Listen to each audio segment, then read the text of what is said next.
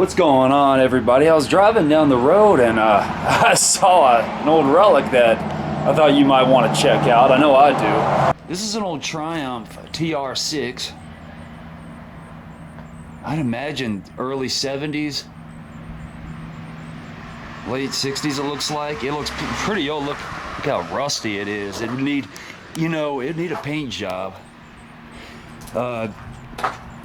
These are British cars, and were only made for from the late 60s to the mid 70s, maybe 76 or 77. Probably it was of last year. Actually, oh, and it's for sale. Look at that. Oh, so it's 72. Man, so cool. There's TR.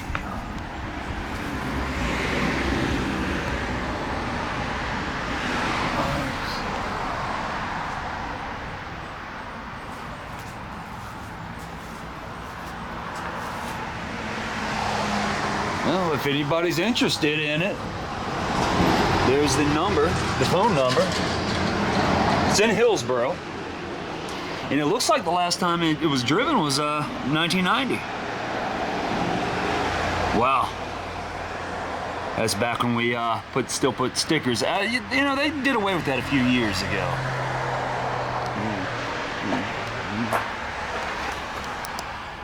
Oh, it smells old in here. But look at that.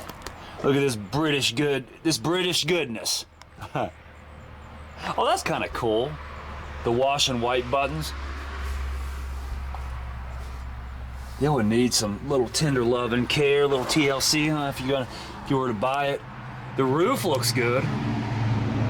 Still intact. It's nice. Yeah. What is it?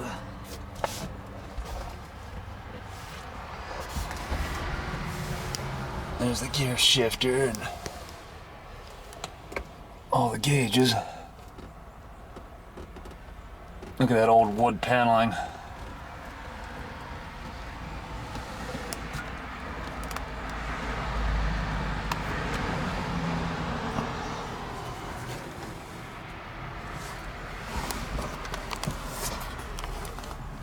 See there, look at it's all rusted out on the bottom. That'd be a problem.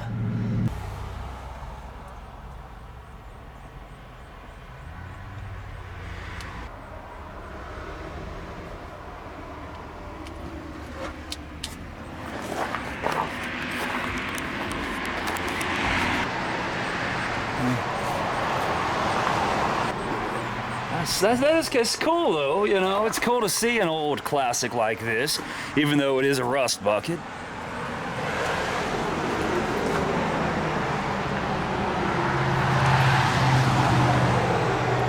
I'm curious, I want to call just to find out how much it is.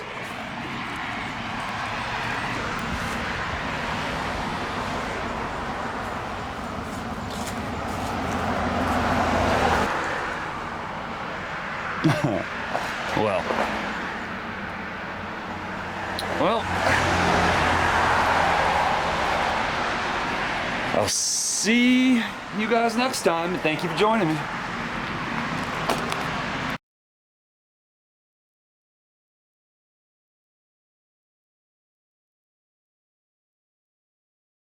If you're thinking of buying a Triumph TR6 but would like to road test it, please control yourself. Don't test its fully independent suspension this way, or its very responsive handling like this, or test its large front disc brakes like this. Unless, of course, that's the way you normally drive.